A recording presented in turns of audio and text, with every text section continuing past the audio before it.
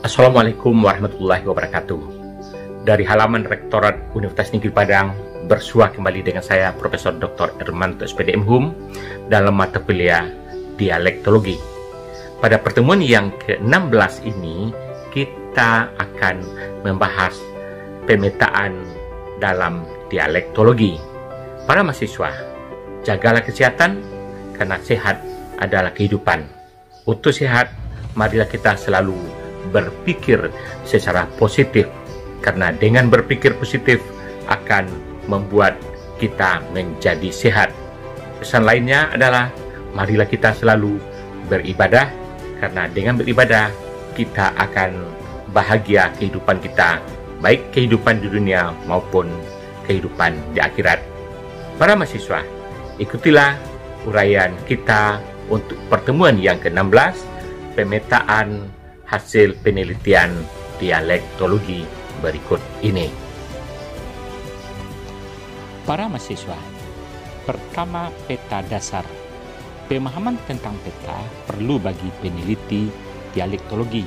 Untuk itu, Anda perlu memahami ilmu geografi. Peta dasar adalah peta yang menjelaskan keadaan geografis daerah penelitian. Untuk itu, Anda perlu memahami peta. Misalnya, Anda memahami peta Pulau Sumatera jika Anda meneliti di Pulau Sumatera.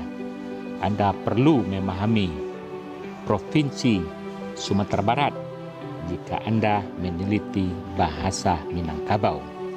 Demikian juga, Anda perlu memahami peta dasar Provinsi Riau jika Anda meneliti bahasa Melayu di Provinsi Riau. Anda juga perlu memahami peta Provinsi Jambi jika Anda ingin meneliti bahasa Melayu di Provinsi Jambi. Berikutnya, Anda juga perlu memahami peta Provinsi Bengkulu jika Anda meneliti bahasa Melayu atau bahasa lainnya di Provinsi Bengkulu. Mahasiswa, pemahaman peta itu sangat penting. Jadi, keadaan geografis daerah penelitian seperti sungai, gunung, danau, daerah, kota, batas wilayah akan dapat dipahami melalui peta dasar tersebut. Pemahaman peta dasar sangat penting untuk menjelaskan keadaan isolek di daerah tersebut. Artinya, keadaan geografis ini berpengaruh pada kuantitas komunikasi masyarakat. Dengan demikian, kuantitas komunikasi antar masyarakat jelaslah akan mempengaruhi isolek tersebut.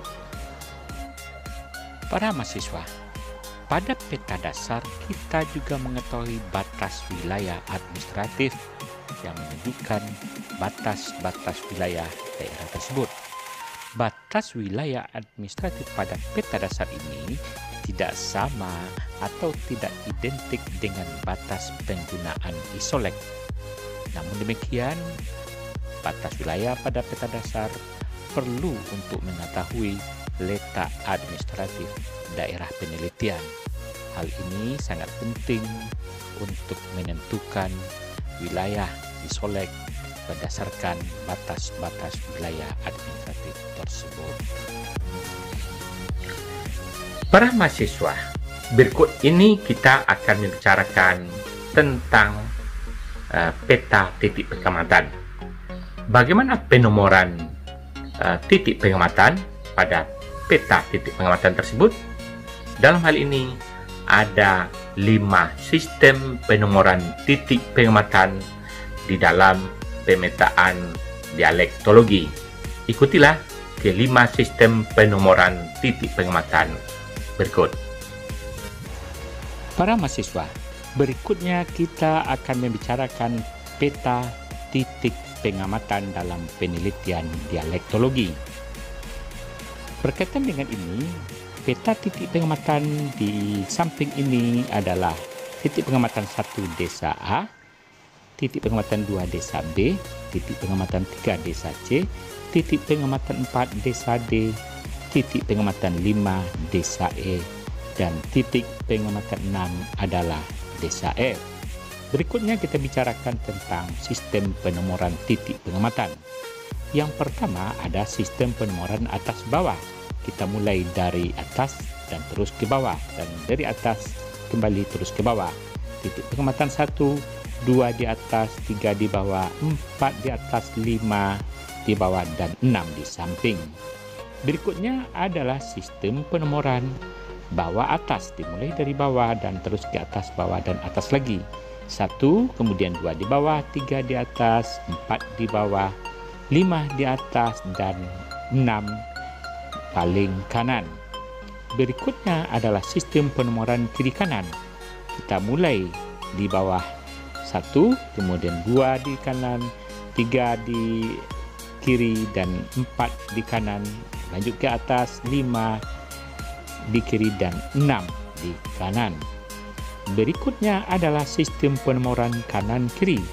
Kita mulai dari kanan 1, kemudian 2 di kiri, 3 di kanan bagian tengah, kemudian 4 bagian kiri, dan paling atas 5 di bagian kanan, dan di bagian kiri adalah 6.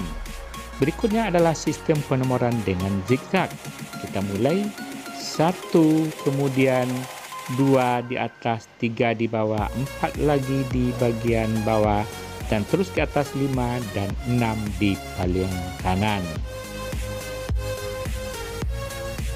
Para mahasiswa, berikutnya kita akan membahas tentang peta data hasil penelitian dialektologi.